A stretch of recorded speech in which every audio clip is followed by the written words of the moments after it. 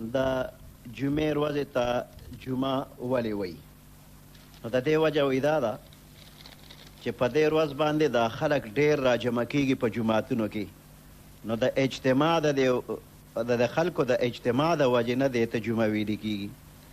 یو بله وجه دا ده چې الله پاک عرش او کرسي، ځمکه او اسمان، نور او سپومې، لوح او قلم آدم علیه السلام په دې ورځ باندې پیدا کړي. د جمعې په ورځ باندې دا ټول څیزونه الله پیدا کړي، دا مخلوقات یې راجمع کړل.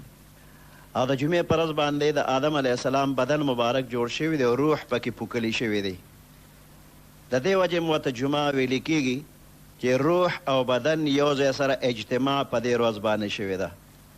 او بله وجه د جمعې دا ده چې په دې کې روح، رحمت او مغفرت په بندیانو باندې په دې ورځ کې الله پاک راجمع کړي دي. یو بل بنده تپوس کوي چې د یو مونځ د تیمم سره د څو وختو مونځونه ادا کیږي. چې د یو مانځه دپاره بنده تیمم وکړو نو په دغه تیمم باندې چې څومره مونځونه دی کول غواړي نو کولی شي پې. اوبه ورله ښې نه دي، اوبه شته دی نه، نو په دې وجه باندې بنده تیمم وکړه.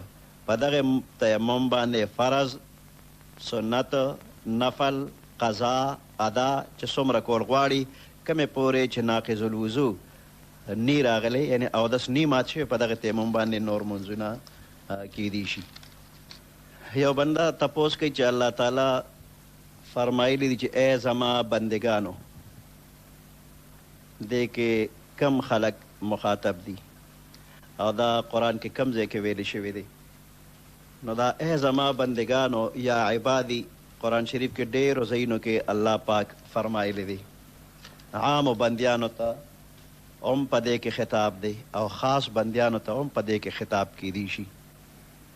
سورة زمر 43 سپاره کې 53 نمبر آیات کې الله فرمای قل یا عبادی الذین اسرفوا علی انفسهم لا تقنطوا من رحمت الله ان الله یغفر الذنوب جميعا انه هو الغفور الرحیم. پیغمبر علیہ السلام ته الله فرمای چې قل ته وفرمای یا عبادی الذین اسرفوا، ای زما هغې بندیانو چې په ځان اسراف کړی دی، زیاتې کړی دی، علی انفسهم په خپلو ځانونو، لا تقنطوا من رحمت الله، د الله د رحمت نه ناامیده کیږئ مه. ان الله یغفر الذنوب جمیعا، بېشک الله پاک بخي ګناهونه ټول. انه هو الغفور الرحیم، بېشک دا الله پاک بخونکی او مهربان دی. په دې آیات کې الله پاک چې ارحم الراحمین دی، د خپل بې پایان رحمت او د عام معافی کولو یو عظیم الشان اعلان الله پاک کړی دی.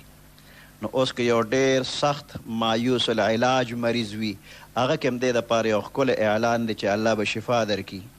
که یو مشرک وي، ټول عمر یې شرک کړي وي، ملحد وي، د دین نه کوږ روان وي، زندیق وي، مرتد وي، یهودي وي، عیسائی وي، آتش پرست او مجوسی وي، بدعتي وي، هندو وي، سک وي، بدماش، فاسق، فاجر وي، هر څوک چې دا آیات ووري نو د الله د رحمت نه د ناامیده کیږي نه، ځکه چې الله پاک د ټولو ګناهونو د معافی اعلان کړی دی او الله قادر دی معافي کولی شي، څوک ته تپوس کولی نشي. نو بیا بنده ولې ناامیده کیږي؟ البته دا خبره ضروري ده چې د شرک او کفر نه به توبه خامخا وباسي، بغیر د توبې نه شرک او کفر الله معاف کوي نه. نور ټول ګناهونه که بنده توبه نی استعم الله مهربانه شي، بنده نه دی چې ستومانه شي، الله بخنه کوي. ان الله لا یغفر ان یشرک به، الله بخنه نه کوي د دې چې بنده د الله سره څوک شریک کی. ویغفر ما دون ذلک لمن یشاء، او الله بخنه کوي ما دون ذلک د دې شرک نه کم، ولمن یشاء چاته چې وغواړي. نو واړه ګناهونه اسم په نیکو اعمالو باندې معاف کیږي او غټ ګناهونه چې نه هغه توبه غواړي، بغیر د توبې نه معاف کیږي نه، او شرک او کفر بغیر د توبې بالکل معاف کیږي نه. یا عبادی ای زما بندیانو، دا یو ډېر د ښکلې د مینې او محبت اعلان چې الله وي ای زما بندیانو. نیکان خلق چې وفات کیږي هغې ته هم الله پاک فرمای فدخلی فی عبادی، زما په بندیانو کې داخل شي، ودخلی جنتی، بیا زما جنت ته داخل شي. رابعه بصریه رحمت الله علیها یو نیکه بزرګه بیبي ده. وی دا چې وفات شوله نو چا خوب کې لیدلې ده او تپوس یې ترې کړی دی چې څه معامله وشوله. وی فرشتې په قبر کې راغلې او تپوس یې کو چې رب دې څوک دی؟ مر ربک، رب دې څوک دی؟ نو وی دې خوب کې دا وی چې ما دې فرشتو ته وی چې تاسو په خپله لاړ شئ او اول د رب نه تپوس کې. که زه زر ځله ووایم چې رب مې الله رب مې الله، دا به دونه د فایدې نه وي الله نه تپوس وکړې چې الله ما ته خپل بنده وي، او که نه چې الله وي چې ته زما بنده یې نو بس زه د الله بنده یم، په دې باندې به زه ډېره خوشحاله یم. او ما نه الله ایر نه دی ربي الله. نو قل یا عبادي الذین اسرفوا على انفسهم لا تقنطوا من رحمت الله. د الله د رحمت نه نا امیده کیږئ ما، دا الله خپلو بندیانو ته خطاب کړی دی. یو بنده دی چې هغه ژبه ډېره ترتړی او چاړی ده، الفاظ صحیح نشي ویلی، دی به مونځ څنګه کوي؟ دا کم بنده ژبه چې ګونګی ده او خبرې نشي کولی، نو په دې بنده باندې په مانځه کې قیام فرض دی. نو ګونګا به ولاړ وي او ژبه خوځول پې ضروري نه دي، هسې د قیام هغه مقدار دی پوره کړي او د مانځه هغه سبق دی وایي نه د ګونګا مونځ کېږي، صرف قیام رکوع سجده حرکات به کوي او مونځ دده کېږي. بل بنده سوال کوي که د مانځه په وخت کې د انسان د غاښونو نه وینه را ووتله او تیره شوله نو مونځ کېږي او که نه؟ که دا بنده داسې چې هر وخت یې د ده د دې ورو نه وینه راتلله او لږ ساعت هم ودرېدله نه، نو دا بنده معذور دی. د هر مانځه دپاره به دی اودس چارهدام کوي او په دغې اودس باندې دی چې څونه مونځونه کوي نو کولی شي.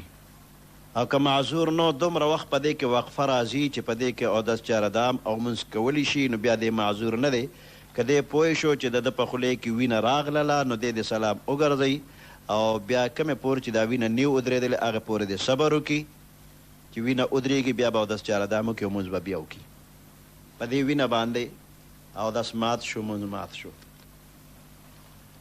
که یو بنده نه وتر سهون قضا شي، ایر شو تی او ده ونه کړل وتر، نو د دې وترو قضا به راوړي. څنګه چې د فرض او قضا ده نو دقه شانتې د وترو قضا هم شته. د سحر د بانګه پورې قضا کېږي نه، او که د سحر د بانګ نه وروسته وریا شو چې بېګا مې وتر نه دی کړی نو بیا وروسته یې هم کولی شي. بل بنده سوال کوي چې د یو انسان نه تر ډېره وخته مونځونه قضا شوي دي، اوس یې مونځ اودس شروع کړی دی، نو د دغه قضا مونځونو په باره کې څه حکم دی؟ نو دا بنده چې د ده نه مونځونه ډېر قضا شوي دي اوس یې په مانځه شروع کړې ده، نو د هر مانځه سره یو مونځ به قضا کوي. که ډېر مونځونه قضا کولی شي هم اجازت دی، خو دا یو مونځ آسان دی. نو هر مانځه سره به یو مونځ قضا کوي، لکه د سهار د مانځه سره د سهار مونځو کوي، ماسپښین سره د ماسپښین، مازدیګر ماښام سره مازدیګر ماښام شو. که ورځ او تاریخ معلوم وي نو په نیت کې د هغې ویلم پکار دی، او که نه معلوم نه نو بیا به نیت داسې وکړي چې اول ماسپښین به یاد کړي، اول مازدیګر، اول ماښام، او چې ده نه کم مونځونه قضا شوي په هغې کې اول ماسپښین مونځ وشو، اوس دې پسې چې کم دویم مونځ دی اوس به هغه اول شي. نو په دې طریقه باندې به یو مونځ کېږي، او هر یو مونځ چې ادا شو نو هغې پسې بل مونځ اول جوړېږي تر دې چې اخر ته را ورسېده او ټول مونځونه ختم شو. یعنې هر یو مونځ سره به اول وخت یادوي، یا داسې ویلي چې اخر ماسپښین، اخر مازدیګر وغیره، که اول وي او که اخر وي، په دې طریقه مونځونه خلاص شو. بیا د دې نه پس فرض که د شک دی چې یو څو مونځونه به رانه نورم پاتې وي، مثال په طور د کال مونځونه پاتې دي، نو یو کال یې چې مونځونه راوګرځل وي شاید چې یو میاشت نیمه ورپسې بلم پاتې وي. اوس دغه خبره یقین سره نشي کولی چې نور قضا دي او که قضا نه دي، خو احتیاطاً دی نور قضا مونځونه کوي.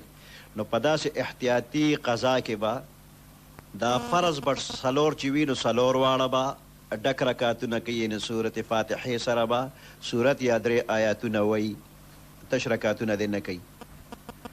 او د ماښام به څلور وکړي او وتر به هم څلور وکړي، خو دا 3 رکعته چې څلور کوي نو دا ګورئ همیشه خبره نه، دا هغه احتیاطي مونځونو کې ده. چې دا به رانه قضا شوي که به نی شوي خو احتیاطاً یې کومه. نو وترو کې به په 3 رکعات دعای قنوت وي او 4 رکعات به ورسره هم یو ځای کوي. بل یو بنده تپوس کوي چې یو انسان دی چې هغه قیام کولی شي خو رکوع او سجده نشي کولی، بیمار دی، عذر دی ورته. نو دا بنده به مونځ څنګه کوي؟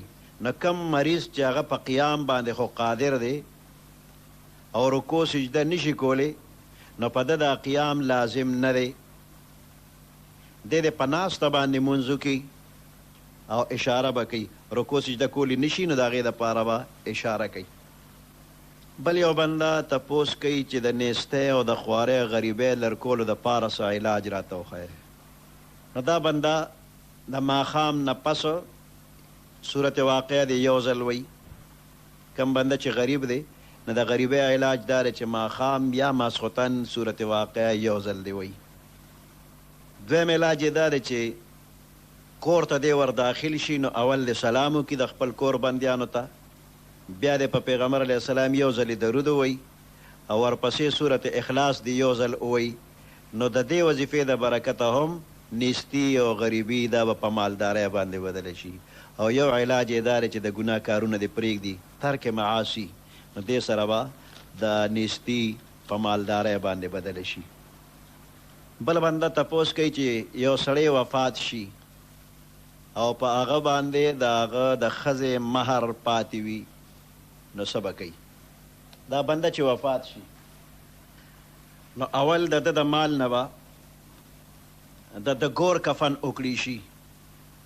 د ګور کفن انتظام چې وکړي شي نو د هغې نه پس که په ده باندې قرضې پاتې وي هغه قرضې به خلاصې کړي شي. او د ښځې مهر چې دی نو دا هم یو قرض دی، دا به هم د سره ورکړي شي. دی نه پس که د مرده څه وصیت کړي وي نو د پاتې مال کې 3 حصه کې وصیت باندې به عمل وکړي شي. د هغې نه پس چې څه پاتې شي هغه به په وارثانو باندې تقسیم کړي شي، کم چې شرعي وارثان دي هغوی ته به د الله د قانون مطابق خپله برخه ورکړي شي. بل بنده تپوس کوي چې د وفات شوي کسانو تصویرونه په کور کې ساتل څنګه دي؟ د جاندار تصویر که هغه د حیوانات وي او که انسانان وي، خپل وي او که پردي وي، که استادان وي او که پیران وي، هر څوک چې وي د هغوی تصویرونه ساتل جایز نه دي. د جاندار تصویر ساتل جایز نه دي. د موجوده وخت کې د پاسپورټ او د شناختي کارډ نه خلاصې هم نشته دی. حج عمرې له چې بنده ځي نو بغیر د پاسپورټ او شناختي کارډ نه پرېږدي یې نه. نو د دغې عذر د وجې نه چې دا د حکومت ته طرف یو پابندي ده، په دې کې بنده ګناهګار نه دی.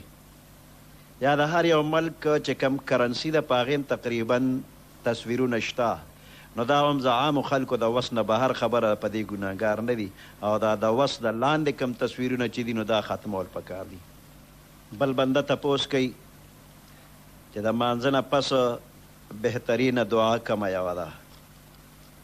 په احادیثو کې چې څومره دعاګانې راغلي دي دغه ټولې دعاګانې بهترینې دي، خو داسې خلاصه او نچوڼ دعا چې په حدیث مبارک کې ده نو هغه دا ده چې یا الله زه ستانه سوال کوم د هغې خیر او برکت چې کوم پیغمبر علیه السلام غوښتی دی، او زه پناه نیسم په تا باندې د هغې شر نه چې پیغمبر علیه السلام ترې پناه غوښتې ده، نو د هغې نه زه پناه غواړم. نو د پیغمبر علیه السلام چې څومره د خیر سوالونه د الله نه کړي هغه ټول په دې کې رالل، او څومره شرونه فسادونه د هغې نه پیغمبر علیه السلام پناه غوښته، ستا په دې دعا کې دا هم راغله. یو دا دعا هم وکړه چې یا الله ما مستجاب الدعوات کې، یعنې کم سوال چې زه کوم زما سوالونه قبلیږي. اللهم انی اسألک العفو والعافیه، الله زه ستانه معافي غواړم، عافیت غواړم. دا ښکلې سوالونه دي. نور په احادیثو کې چې څومره دعاګانې راغلي ټولې ښکلې دعاګانې دي. بل بنده تپوس کوي چې تیمم څه ته وایي؟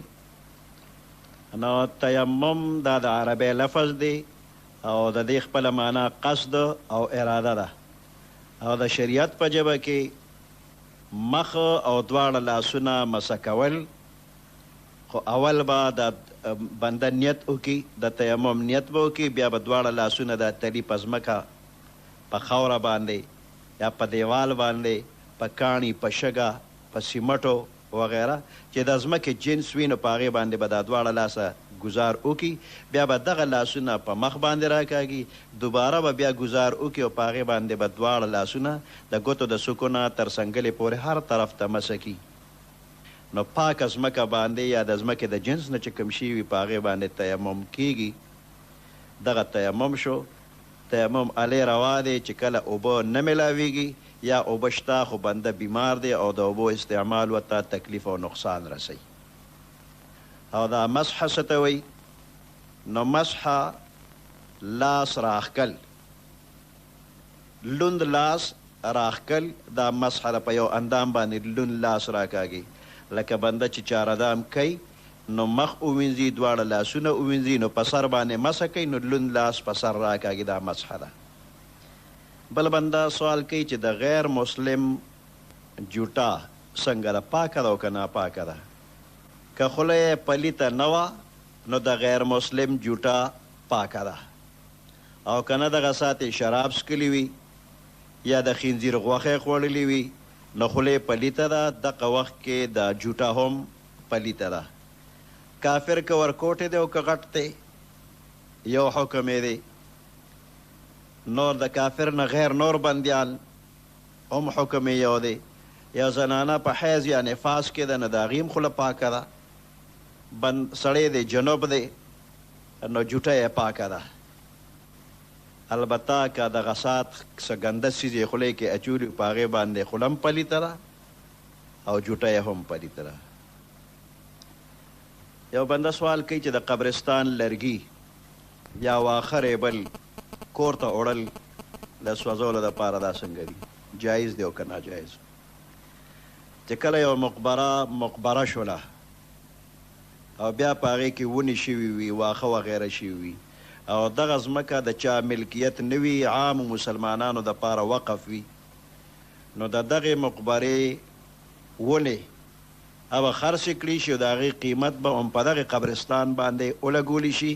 که دغه قبرستان کې د دې پیسو لګولو ضرورت نه و نو بیا دغه پیسې یو اجتماعي مفاد کې خرچ کولی شي، لکه یو نږدې دی کې جومات دی هغې کې ضرورت وي یا دیني مدرسه وه هغې کې ضرورت وي او دې لګولی شي. اجتماعي د ټول قوم د شریک کار وي هغې کې به ولګېږي. بل بنده تپوس کوي چې بعضې خلک د جنازې په وخت کې بوټان سپلی نه اوباسي، نو دی په حقله څه حکم دی؟ که د ځمکه هم پاکه وي او د پیزار بوټان سپلی هم پاکې وي او پخپو کړي وي بنده او د جنازې مونځ کوي نو مونځ به وشي.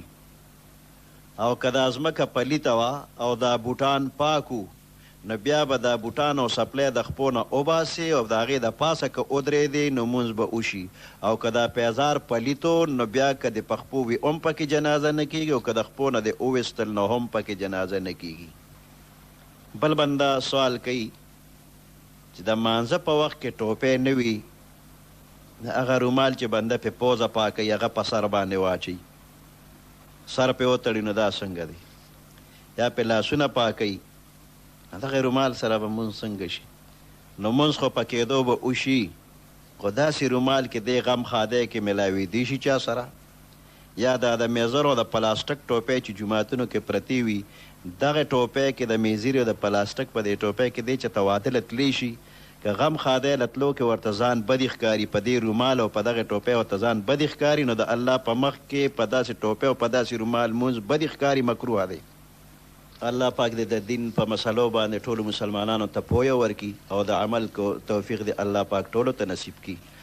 ګرانو محترم اوریدونکو، د مولانا مفتی عبدالله شاه صاحب په آواز دا شپږم نمبر کیسټ د پرچو ډک شو. دا به تاسو ته پېښور ښار کې بیرون کچرې ګیټ اشرف روډ سره فقیر خان ناصر خان کیسټ هاوس کې د ناصر خان او حیدر خان سره ملاویږي. د دې نه علاوه د شیخ الحدیث مولانا محمد ادریس صاحب د هر جمعې تقریبا هم تاسو ته د دې دکان نه ترلاسه کېدی شي. ټلیفون نمبر دی 255 او موبایل نمبر دی 0334 912 1030. داسې کمې موقعې دي چې په هغې کې سلام کول مناسب نه دي، یا سلام وکړي شي او د هغې جواب ضروري نه وي. یو قاضي چې په مجلس د قضا کې ناست وي او د دوو فریقو په منځ کې هغه فیصله کوي، د دواړو بیانونه اوري او فیصله کوي، نو دغه وخت کې د دې قاضي ته څوک سلام نه کوي. بانګ چې ویلې کېږي نو دغه وخت کې د څوک سلام نه کوي. په خوراک سکاک کې څوک مشغول وي نو دته سلام مناسب نه دی. البته داسې کس چې هغه اوږي وي او سلام وکړي، د بل به ورته د طعام ست وکړي، نو داسې بنده سلام کولی شي. چې کوم بنده په مانځه وي نو بل دی ورته سلام نه کوي. د بانګ او د اقامت په وخت کې، د ذکر او د تلاوت په وخت کې سلام مناسب نه دی.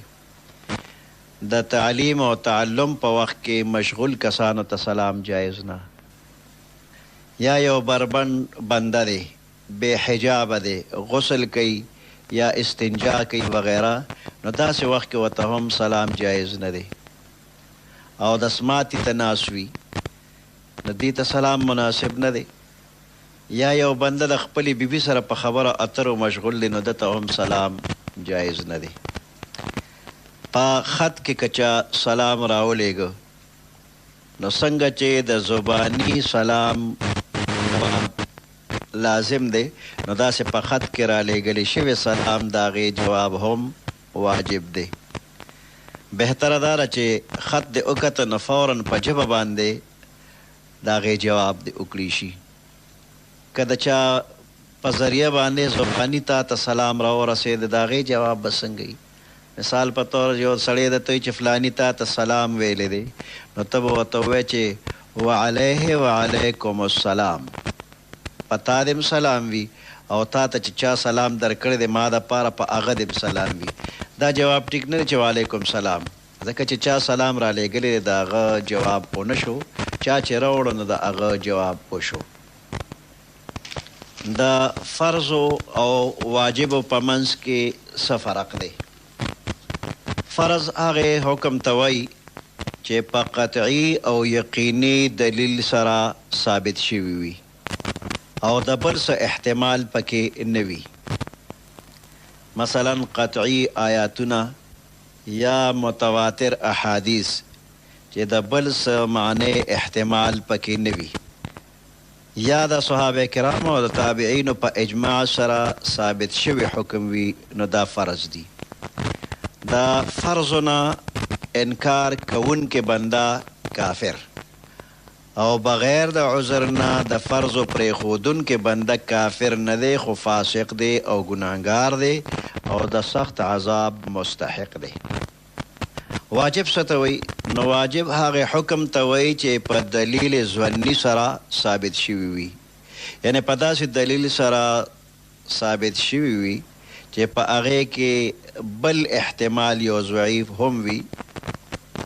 مثلا یو حکم کم از کم د دوو معنو والا آیات وغیرہ، چې یو آیات وي هغې کې دوه معنی امکان وي، یا په خبر واحد سره ثابت شوي وي، یا د یو مجتهد په قیاس سره ثابت شوي وي، نو دې ته واجب وي.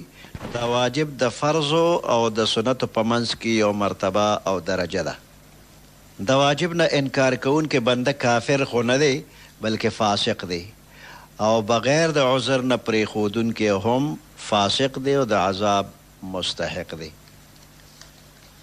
د خطبې په دوران کې چې د پیغمبر علیه السلام نوم مبارک ذکر شي، نو دغه وخت کې درود ویل پکار دی او که نه؟ حدیث مبارک کې راغلی چې کله امام د خطبې په نیت باندې راووته، نو دغه وخت کې خبرې او منځ بند، اذا خرج الامام فلا صلاة ولا کلام. چې کله امام د خطبې دپاره راووته نو منځ هم بند شو او خبرې هم بند شولې. اوس چې امام خطبه وایي او د خطبې په دوران کې د پیغمبر علیه السلام نوم مبارک ذکر شي، نو کوم حاضر مقتدیان چې دي هغوی به په ژبه باندې درود شریف نه وایي، البته په زړه کې درود شریف ویل جایز دي. د پیغمبر علیه السلام نوم مبارک یا محمد ویل څنګه دي؟ په دې قرآن شریف کې د ډیرو پیغمبرانو نومونه په یا حرف ندا سره ذکر شوي دي، لکه یا آدمو، یا نوحو، یا ابراهیم، یا موسی، یا عیسی، یا یحیی.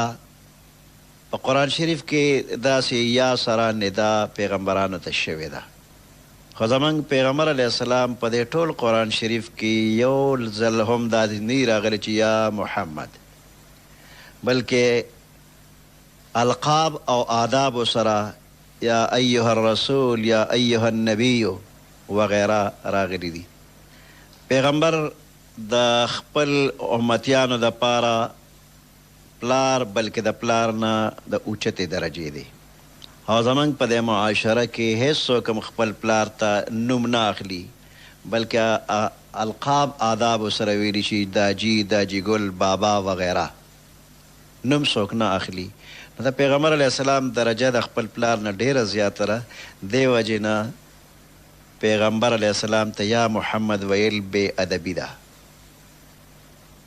یو بنده دا تپوس کوي چې امتی پیغمبر علیه السلام ته یا محمد نشي ویلی، نو په حدیث جبریل کې چې یا محمد ویلی شوی دی، د هغې جواب دا دی چې پیغمبر علیه السلام نه به صحابه کرامو د ډېر ادب د وجې نه سوال نه کو. ډېر کم سوالونه د پیغمبر علیه السلام نه شوي دي او د هغې جواب ورکړی شوی دی. د پیغمبر علیه السلام خپله خواهش دا و چې څوک داسې د بانډې بنده راشي چې هغه د آدابو خیال ونه ساتي او بې باکۍ سره هغه د دین د مسلو تپوسونه وکړي چې زه یې جواب وکړم او د صحابه کرامو ته د دین مسلې ښکاره شي. داسې څوک بانډې سیونه نو جبرائیل علیه السلام الله پاک داسې یو ناشنا شکل کې راولېږه چې تکې سپینې جامې اغوستې وې، تک تور ویښتې و. په مجلس کې چې کوم صحابه کرام هغوی چا هم نه پیژنده، نو دې نه معلومېده چې مسافر دی. خو چې دا جامې پاکې وې، بدن پاک و، داسې معلومېده چې ګرد غبار پې الوتنې د دې قریب ځای دی، د نږدې ځای دی. هغه بیا کېناست پیغمبر علیه السلام سره نږدې، څنګه چې په مانځه کې په قاعده ناسته کېږي دقه شانتې زنګونونه رامات کړل، په خپلو پتونونو لاسونه کېښودل، بیا د پیغمبر علیه السلام پتون مبارکو باندې لاس کېښوده او بیا وی یا محمد اخبرنی عن الاسلام وغیره تپوسونه وکړل. دغه ځای کې محدثین یو وجه دا بیانوي چې دا سړی د بانډې والا په شکل کې راغی، جبرائیل د بانډې والا سړي په شکل کې راغی، نو هغه د القاب و آدابو نه ځان ناواقفه غوندې ښکاره که، نو ځکه یا محمد ویلی دی. یو وجه دا هم ده چې دا علم یعنی نوم یې نه دی اغشتی. محمد معنا ډېر ستایلی شوی، نو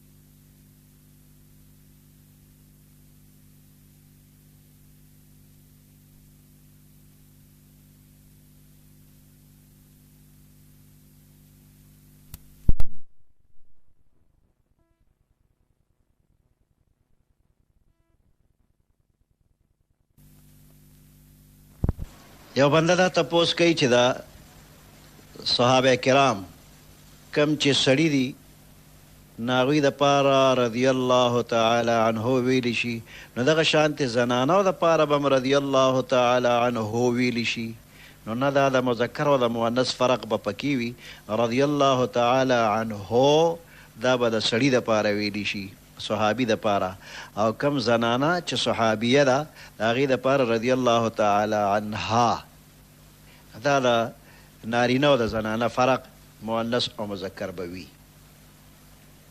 د سپلو یا بوټانو سره مونځ کیدی شي او کنه یا یو بنده نوې سپلی او بوټان واخلي نو په هغې کې د شکرانې مونځ کولی شي او کنه نو په دې سپلو او بوټانو کې به مونځ نشي کیدی ځکه د سپلو او د دې بوټانو دا تلی سخت دي او په دې کې د خپا د دې بوټانو تابع ده بوټان او سپلی د خپو تابع نه دي مطلب دا چې کله بنده په سجده پریوزي نو د دې بنده د خپو د ګوتې د ځمکې نه تقریبا انچي اوچتې راځي ځکه چې د سپلو د تلي د سوکه په ځمکه ولګېدله نو د انسان د پنجه په ځمکه ونه لګېده په حالت د سجدې کې چې دواړه خپې د ځمکې نه اوچتې وي نو دا مونځ نه کیږي نو دې سپلو او بوټانو کې د پنجې د ځمکې نه اوچتې دي نو مونځ ونه شو نو که سړی دي او که نوي دي که د شکریې دپاره او که اسې وي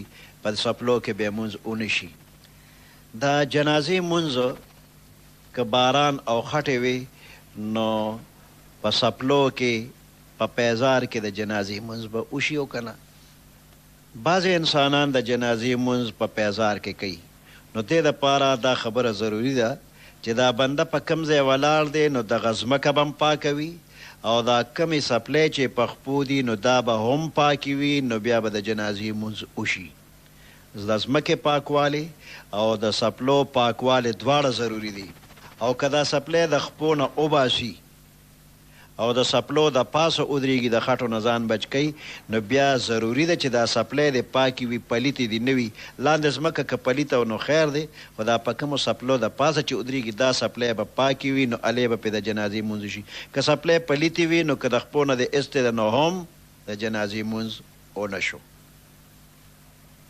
یو بنده د دفتر په وخت کې مونځ کوي او تلاوت کوي نو دا به څنګه وي نو د ډیوټۍ په دوران کې نفل مونځ کول یا تلاوت کول منع دي د ډیوټۍ په دوران کې نفل مونځ کول تلاوت کول منع دي البته د فرض مانځه ټیم که راغی نو فرض مونځ به خامخا کوي د ډیوټۍ په دوران کې بیا هم کوي قبلې طرف ته مخ کولو حکم الله پاک قرآن کې کم ځای کې کړی دی نو په صورت بقره کې 144 نمبر آیات کې دویمه سپاره کې قبلې ته د مخ کولو حکم الله پاک کړی دی یو بنده چې وفات شي نو د هغه د مال چې کم پاتې دی د هغې په باره کې د شریعت څه حکم دی نو کله چې یو بنده وفات شي د نه مال پاتې شوي وي نو دغې مال ته ترکه وی په دې مال کې د دې مړي ګور کفن اول یو حق دی د ټول مال نه به ګور کفن خرچه وکړی شي د ګور کفن نه علاوه بیا که په دې بنده باندې څه قرضونه پورې وو نو هغه قرضونه به د ټول مال نه ورکړي شي بیا که څه پاتې وي او د مړي وصیت کړي وي نو په درېیمه حصه مال کې به وصیت نافظ کړي شي د دې نه علاوه که څه پاتې وي نو هغه به بیا په وارثانو باندې تقسیمیږي چې د دې مړي نه کم وارثان پاتې وي نو په هغه وارثانو به هغه مال تقسیمولی شي د شریعت مطابق د هر چا خپل خپل حصې قرآن او حدیث کې مقرر دي د هغې مطابق به ورکولی شي دا لیکلی شوي کاغذ یا ساده کاغذ د دې ادب او احترام شته دی او که نه نو کم کاغذ چې د لیکلو قابل وي هغه قابل احترام دی د الله نوم به پې لیکلی شوي یا بل څه نو د هغې کاغذ به احترام خیال به ساتلی شي. او دا څه کاغذونه داسې دي چې دا ټایلټ پیپر ټیشو پیپر دا د لیکلو قابل نه دی. نو دغه کاغذ چې د کم کار دپاره جوړ کړی شوي هغه کارونه به پې کیدی شي. ټیشو پیپر ټایلټ پیپر د خپل مقصد دپاره چې کم له جوړ شوي هغه پې کیدی شي. د دې نه علاوه د لیکلو قابل کاغذونه دا قابل احترام دي، د دې به ادب کولی شي. یو بنده تپوس کوي چې د مسجد درار کم جومات ته وایي. په صورت توبه کې د مسجد درار واقعه ذکر شوې ده. پیغمبر علیه السلام چې کله مدینه منورې ته هجرت وکړ نو په دغه ځای کې یو عیسائی پیرو ابو عامر راهب په نوم باندې مشهور و. ډېر خلکو د خبره به منله او عقیده یې پې لرله. چې کله پیغمبر علیه السلام مدینه منورې ته تشریف یوړو نو د دغه مشیري او پیري په ختمېدو شوله. خلک د ده په ځای باندې پیغمبر علیه السلام ته متوجه شو. نو دا ابو عامر راهب پیغمبر علیه السلام ته راغی او په اسلام باندې اعتراضونه کول.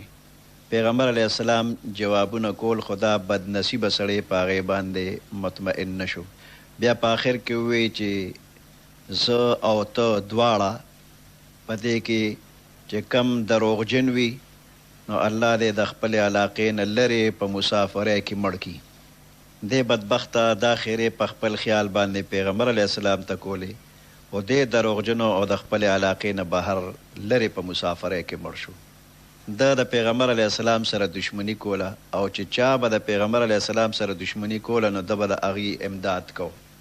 د غزوه حنین پورې په تمامو غزاګانو کې د مسلمانانو دشمنانو سره دې ملګري شوي دي او جنګېدلي دي. آخر کې حوازن قبیله یو لویه قبیله وه چې هغوی شکست وخوړه نو دا سړی مایوسه شو او بیا شام ته وتښتېده. دغه وخت کې شام د عیسایانو مرکز و او دی په هغه ځای کې د هغې خپلې دعا د وجې نه یوازې مړ شوی دی. ده یو سازش کړی د اسلام او د مسلمانانو خلاف.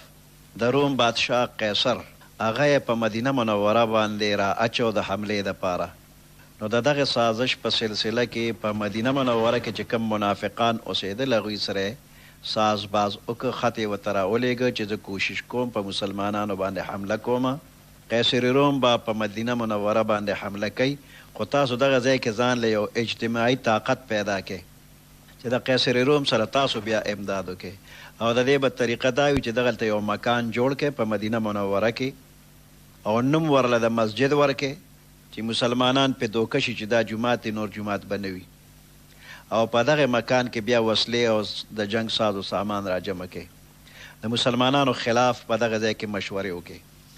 دا خط منافقانو د مدینې ته راولېږه. دې مشوره باندې منافقانو د مدینې منورې عمل وکړه او قبا محله ده چې په هغې کې مخکې نه پیغمبر علیه السلام مسجد قبا جوړ کړی دی. د هغې مسجد قبا سره نږدې منافقانو یو مکان جوړ کړ، هغې له د مسجد نوم ورکړ او پیغمبر علیه السلام ته دعوت ورکړه چې ته په دې کې یو 2 رکعته لمونځ وکړه چې بختور شي. په دې مسلمانان مطمئن کول چې دا جومات دی. نو د دوی یو وفد پیغمبر علیه السلام خدمت کې حاضر شو او درخواست یې وکړه چې د قبا محله لویه ده، کورونه لرې لرې پورې ډېر دي، په منځ کې ضعیفان، کمزوري او بیماران خلک شته چې مسجد قبا ته پوره رسیدي نشي او مسجد قبا دونه فراخ هم نه چې ټول پکې ځای شي. نو موږ یو دویم جومات جوړ کړی د ضعیفانو، کمزورو، بوډاګانو د فایدې دپاره، تاسو پکې لمونځ وکړئ. نو پیغمبر علیه السلام دغه وخت کې د غزوه تبوک تیاری کې مشغول و. دوی سره یې وعده وکړه چې د سفر نه واپس راشو نو په دې جومات کې به لمونځ وکړو.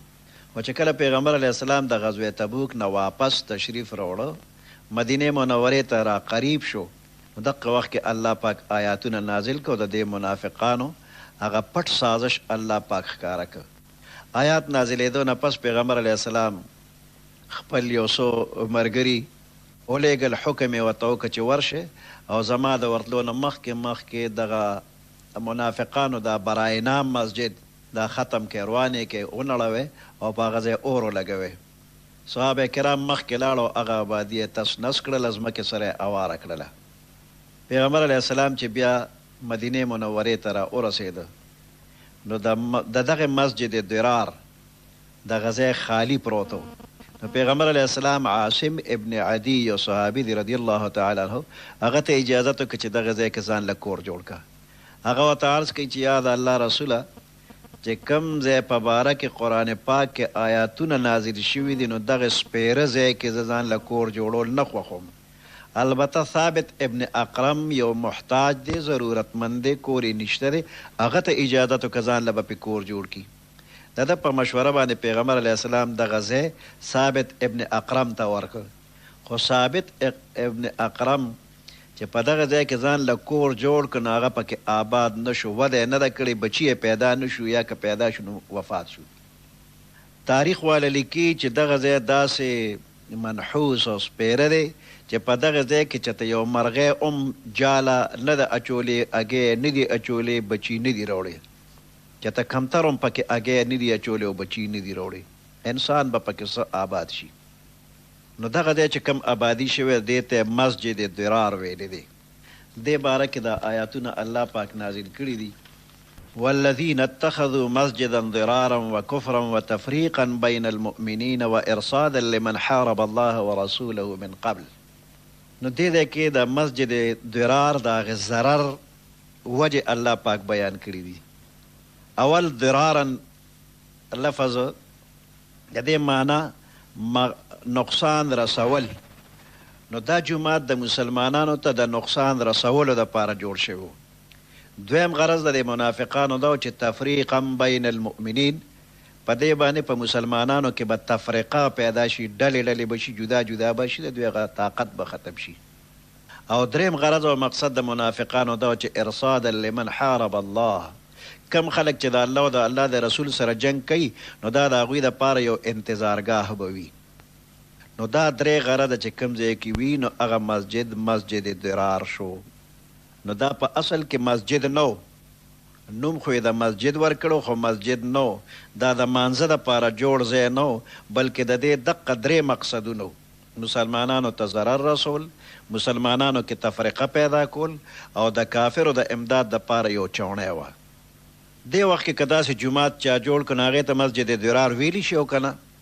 نو موجوده وخت کې که د ریاکارۍ دپاره د ضد او د عناد دپاره چا جومات جوړ که نو جومات به جومات وي، اگر چې جوړونکي دپاره به د مسجد جوړولو ثواب نه وي، او د دې جومات به ادب او احترام کولی شي، مسجد ضرار به ورته نشي ویلی، البته مشابه د مسجد ضرار ورته ویلی شي. بل یو بنده دا سوال کوي چې مسجد تقوا دا کم جومات ته ویلی کیږي او دا په کم ځای کې دی؟ مسجد تقوا کم جومات او کم ځای کې دی؟ په قبا کې پیغمبر علیه السلام چې کله هجرت وکړ مدینې منورې ته رسېدو نه مخکې یو کلی راځي هغې ته قبا وایي. دغه قبا کلي خلکو د جومات دپاره چې څه سامان ضرورت و هغې مخکې نه راجمع کړو، او پیغمبر علیه السلام چې دغه ځای ته تشریف راوړه، صحابه کرام ورته چې موږ د جومات جوړولو اراده ده، خو چې تاسو تشریف راوړو نو سنگ بنیاد په خپله باندې وکړئ. نو پیغمبر علیه السلام په قبا کې جومات جوړ کړ. مدینې منورې ته ورتلو نه مخکې د دغه جومات په باره کې الله پاک فرمایي چې دا جومات بهتر دی چې دې کې ته ودرېږه او مونځ په دې کې وکړه. لمسجد اسس علی التقوى من اول یوم احق ان تقوم فیه رجال یحبون ان یتطهروا والله یحب المطهرین. نو دغه جومات مسجد تقوا دی چې دا په مدینه منوره کې د مسجد نبوي نه لږ فاصله کې دی. سهار مانځه نه پس حاجیان ورته پیاده هم تلی شي او هلته 2 رکعاته مونځ کوي. نو دغه مسجد قبا کې 2 رکعاته مونځ چې سړی وکړي، حدیث مبارک کې راځي چې سړی د اودس چاردام وکړي او مسجد قبا ته لاړ شي، 2 رکعاته نفل پکې وکړي، د عمره ثواب دی. دغه مسجد قبا مسجد تقوا دی. مسجد نبوي په تقوا باندې د هغې بنیاد کې ښودلی شوی دی. نو بعضې روایاتو کې راځي چې مسجد نبوي مسجد تقوا دی. دې دواړو روایاتو کې څه منافات نشته دی. لکه پیغمبر علیه السلام فرمایي چې څوک د عراف ته راغی، د نجومي او ترویتي ته راغی او د ده نه یې څه تپوس وکړه نو 40 شپې ورځې به د مونځ نه قبلیږي. چې چا د نجومیانو او ترویتیانو نه تپوس وکړه د څه نو 40 ورځې به د ده مونځ قبلیږي نه. او دا علم نجوم دا یو شعبه او یو شاخ دی د سحر. نو د دې اجازت نشته چې څوک یې زده کوي یا په دې باندې خلکو ته خبرې اترې کوي، د دې اجازت نشته دی. په ستورو باندې دا حالات معلومول جایز نه دي. په ستورو باندې د شپې مسافر لار معلوموي، قبله پې معلوموي، بس دغه خبرې پې کېږي، نور په دې د چا قسمتونه معلومول جایز نه دي. ځنګلي کلي نه یو بنده دا سوال کوي چې د شیطاني وسوسو او خیالونو نه ډېر پریشانه یم، خاص کر د منځ یا تلاوت او ذکر په وخت کې ډېرې وسوسې راځي. وی دعا م راته وکړئ او څه وظیفه راته وموښیه. الله پاک د ټول مسلمانان د شیطاني وسوسو نه بچ کړي او د دې دپاره وظیفه به داسې وکړي چې اعوذ بالله من الشیطان الرجیم لا حول ولا قوة الا بالله العلی العظیم. شل ځله هر مانځه سره که مخکې وي او که وروسته وي یا په یو ځل سل کرتې دا وظیفه کول پکار دي. اعوذ بالله من الشیطان الرجیم لا حول ولا قوة الا بالله العلی العظیم. سل ځله د ورځې که په یو ځای وی او که هر مانځه سره شل کرتې وی نو هم انشاءالله دې سره دا شیطاني وسوسې به ختمې شي. بل یو بنده دا سوال کوي چې ما داسې اورېدلي دي چې پیشوګان وجل یا وهل ګناه ده، خو موږ کره پیشوګان راځي او لوښو کې خوله وهي او د چرګو بچي تختی، غوښه وغیره ترې سنبالولی نه شو. کم حیوانات چې واقعي ډېر زیات نقصان رسوي، د کورونو مالکانو ته ډېر زیات نقصان واقعي رسوي او د بچې کېدو انتظام یې نه، نو داسې حیوانات وجل جایز دي، خو په داسې طریقه چې په اسانه روح وځي، تکلیف ورته ډېر ونه رسیږي. بل یو بنده دا سوال کوي چې یو خاوند چې خپلې ښځې ته پوره د خرچې پیسې ورکوي، بیا هم ښځه د خاوند نه پیسې پټوي، نو دا څنګه دي؟ د ښځې چې څومره واقعي ضروریات دي لکه خوراک، سکاک او جامه وغیره، نو دا د خاوند ذمهواري ده، پوره خرچه به خاوند ورکوي. د دې نه علاوه زیاتی خرچه دا جایز نه ده چې دا ښځه کوي. نو اسې زیاتی اسراف کول هم جایز نه دي. بیا د هغې دپاره د خاوند نه په پټه اخیستل دا دویم ناروا کار دی. نو هر یوه بیبي چې کم شرعي ضروریات وي، طبعي انساني ضروریات وي، نو ښکاره خاوند ته دې ووایي چې دا زما ضرورت دی او خاوند له پکار دی چې دغه ضرورت ورله پوره کړي او د اسراف او فضل خرچې نه دی ښځه هم ځان ساتي او خاوند یې هم د دې فضل خرچې نه ځان بچ کړي. غلا اسم ناروا ده، که د خاوند نه وي او که د بل چا نه وي، غلا ناروا او حرامه ده. باړې نه یو بنده دا تپوس کړی دی چې د جمعې د مونځ دپاره وخت مقرر دی، که په داسې وخت کې د امام د وخت نه 15 منټه رستوالی راشي، نو دا څنګه ده؟ د یو عذر په وجه باندې که یو وخت داسې وشي چې امام لیټ شو، 15 منټه ورته انتظار پکار دی، خو امام له پکار دی چې هغه د وخت که مقرر وخت دی د هغې خیال ساتي او بغیر د عذر نه تاخیر دی نه کوي. مقتدیانو لم پکار دی چې په دې باندې ډېر زیات خفه کېږي نه او چیل چاړ پې کوي نه. د وخت پابندۍ سره جمع باندې اثر کېږي چې پابندي د وخت کېږي جمع درنې وي، او چې کله د وخت پابندي نه کېږي نو بیا په جمع کې کمې راځي. نو داسې ضروري نه چې خامخا کم فکس ټایم د په هغې د بنده ودرېږي، داسې فرض نه ده. او د انتظامی امورو دپاره د وخت لحاظ ساتل پکار دی. مقتدیانو لم سختی نه ده پکار چې د امام سره په دې باندې زیات چیړو کي. یو وخت نیم عذر دی.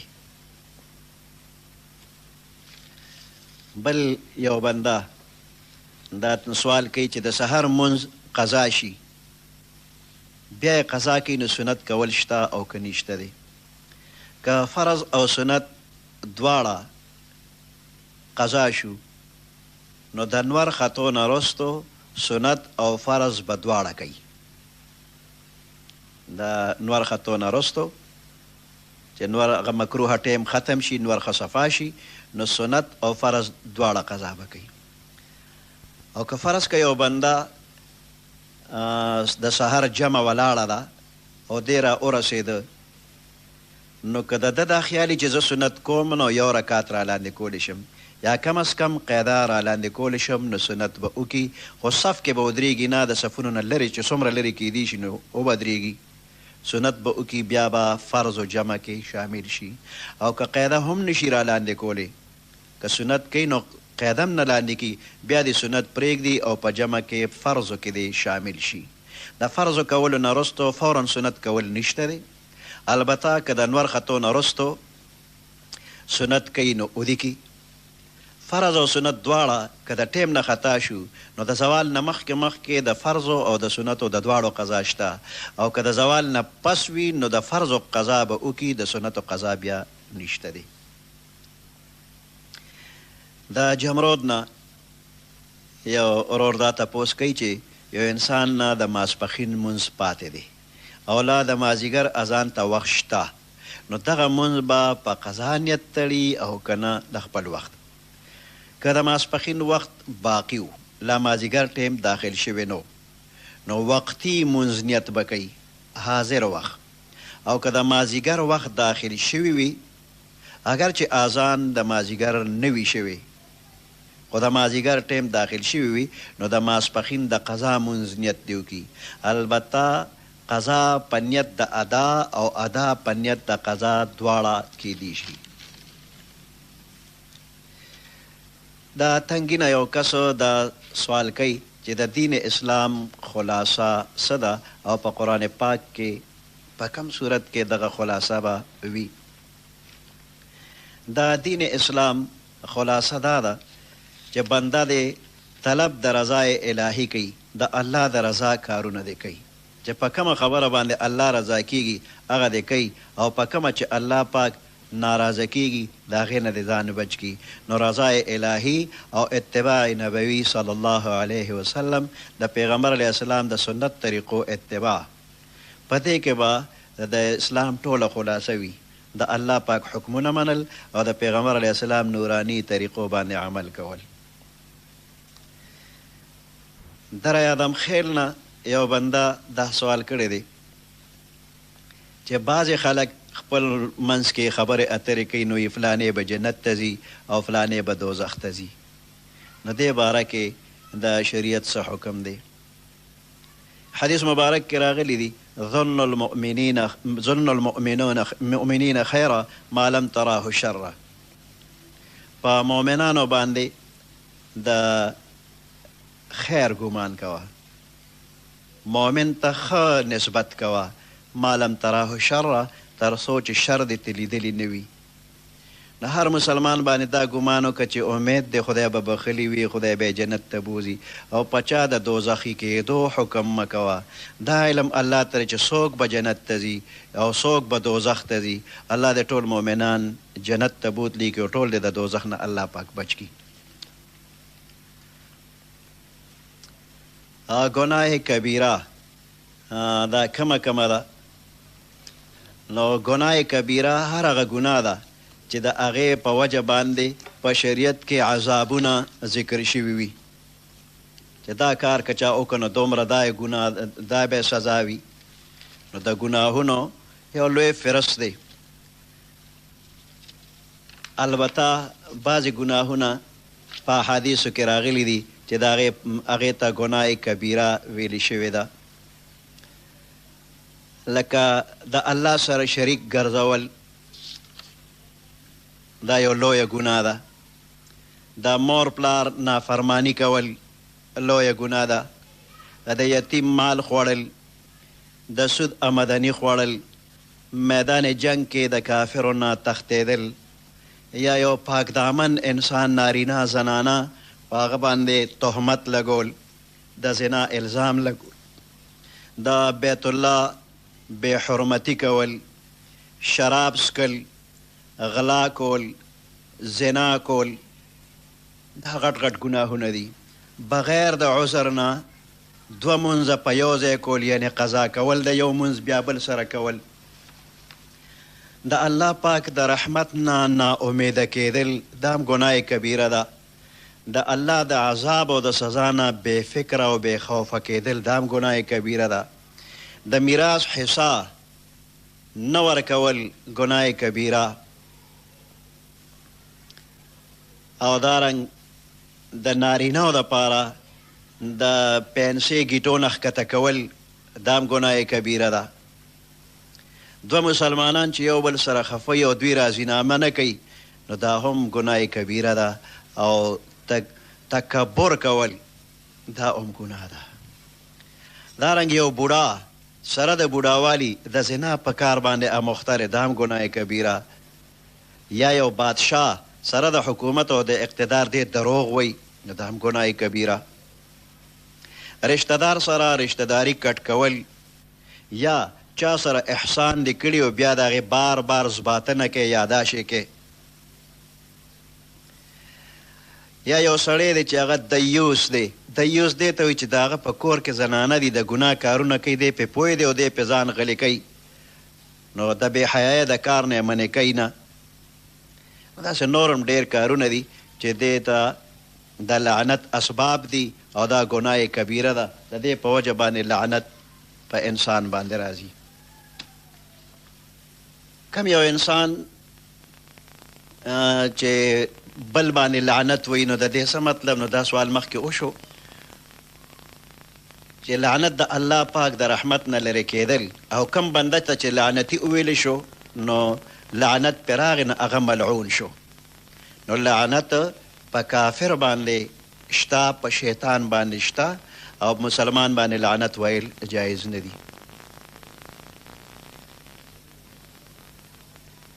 بل یو بنده دا سوال کوي چې بعضې خلک ډېر غصه کوي، نو د دې غصې علاج څه دی؟ د غصه یو ډېر تریخ ګوټ دی. نو دا ګوټ چې کم بنده وکړه نو الله پاک به ورله ډېر زیات ثواب ورکړي. چې چا له غصه ورشي نو دغه وخت کې د دې وایي چې اعوذ بالله من الشیطان الرجیم. دا یو علاج شو. او بل علاج یې دا دی چې ژبه بند که بلکل ځان ګونګې که. او بل علاج یې دا دی که ولاړې نو کښېنه، او که ناستې نو سمله غصه به دې لاړه شي. یخې اوبه وڅکه نو دې سره غصې ختمیږي. او بل دا چې د الله لویي مخې ته راوله، تاله چې غصه درشي نو دغه وخت کې تا ته ځان ډېر لوی او طاقتور ښکاري. د دا تصور وکړه چې الله زما نه ډېر لوی طاقت واله دی.